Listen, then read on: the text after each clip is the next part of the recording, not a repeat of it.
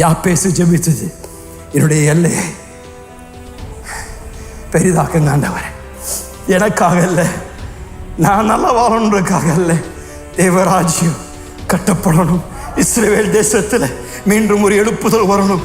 அவன் தன் விருப்பத்திற்கு ஏற்ற விதத்தில் வாழாமல் மீண்டும் இஸ்ரவேல் தேவனிடத்தில் வந்து மீண்டும் பிரிக்கப்பட்ட ஒரு ஜாதியாக மாறும்படியாக என்னுடைய எல்லையை பெரிதாக்குங்க என்று அவன் ஜெபித்தான். ஐயா, அம்மா, நான் பார்த்து சொல்றேன், தேவ பிள்ளைகளுக்கு இது ஒரு பாரமாய் மாறணும். ஆண்டவரே, என்னுடைய நாட்களில் தேவனுடைய ராஜ்யத்திற்காக என்னுடைய செல்வாக்கு பயன்படுத்தப்படணும். என்னுடைய நாட்களில் என் கரத்தில் இருக்கின்ற என்னவா இருந்தாலும் அது தேவ ராஜ்யத்தின் அந்த மேன்மைக்காக, தேவ ராஜ்யத்தின் பெருக்கத்திற்காக தேவன் பயன்படுத்தணும் என்று நாம் ஜெபிக்க ஆரம்பித்தோம் என்றால், ஐயா, உங்கள் வியாபாரத்தை கொண்டு தேவன் இந்த தேசத்தை சந்திக்க வல்லவராக இருக்கின்றார். உங்கள் வியாபாரத்தை கொண்டு, உங்களுடைய வேலை செய்கிற இடத்துல, உங்களுடைய சமுதாயத்தில் தேவன் உங்களை கொண்டு ஒரு மிகப்பெரிய சந்திப்பு கொண்டு வர வல்லவராய் இருக்கின்றார்.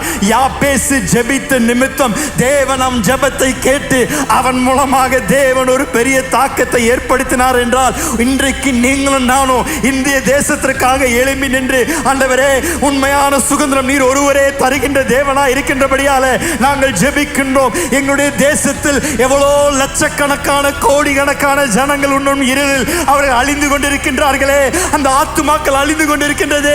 என்னுடைய இருதயத்தில் ஒரு பாரத்தை தாங்க, அதற்காக கதறி எழுப்புவனாக.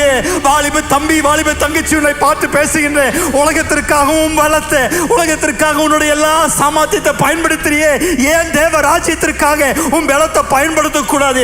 ஏன் தேவ ராஜ்யத்திற்காக உன் சாமர்த்தியத்தை பயன்படுத்தக்கூடாது? உன்னை தேடி கொண்டிருக்கின்றார் தேவன். இந்த நாட்களில் யார் எனக்காக எழும்புவார்? யாரை கொண்டு இந்த தேசத்தில் ஒரு அசைவை கொண்டு வர முடியும் என்று தேவன் தேடிக்கொண்டிருக்கின்றார். என்னுடைய ஜெபம், நான் என் தலைமுறையில் எழுப்பி நின்று, இதோ தேவனே, நான் இருக்கின்றேன், என்னை கொண்டு ஏதாவது ஒன்று செய்யுங்க ஆண்டவரே, என்னை கொண்டு இந்த தேசத்தை அசைங்க ஆண்டவரே, என்னை கொண்டு ஒருவரை நீ சந்திக்கணும் ஆண்டவரே என்று என்னுடைய ஜெபம் ஒவ்வொரு தேவ பிள்ளைக்கும் இது ஒரு ஜெபமாய் மாறுவதாக.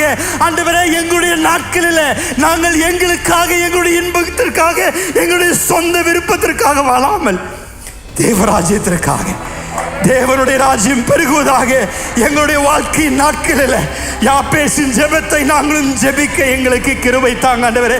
எங்களுடைய எல்லையை பெரிதாக்குங்க, தேவ ராஜ்யத்தின் எல்லையை பெரிதாக்குங்க ஆண்டவரே. 140 கோடி ஜனங்கள் உள்ள இந்த தேசத்தில் இயேசு கிறிஸ்துவின் நாமம் அறிவிக்கப்படுவதாக.